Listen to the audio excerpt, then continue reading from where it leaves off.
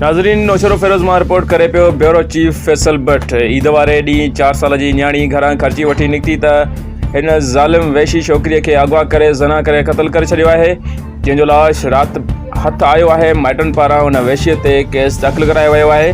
जॾहिं जवाबदार खे ख़बर पई त हू घरां भॼी वियो, जॾहिं त असदुल नबी खची ऐं ठारू शाह पुलिस संदसि पीछो कयो ऐं राजपर मोरीअ वटि केलनि जे बाग़ में लिकी वियो। जॾहिं SHO असदुल नबी खची संदसि घेरो तंग कयो त हिन संदसि मथां फायरिंग करे मुक़ाबले में अची वियो।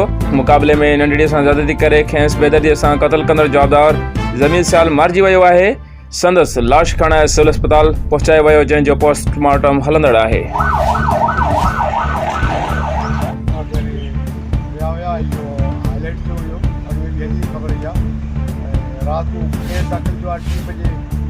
लाश मालिक ने पुलिस जो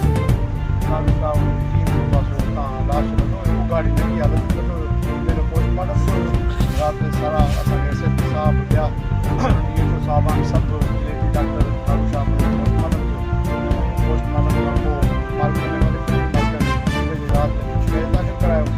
ठारू शाह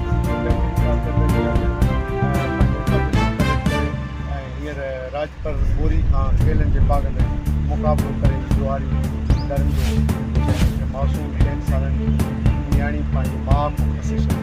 ईद संदे हथनि ते फोटू तव्हां ॾिठा बि हूंदा त हथनि ते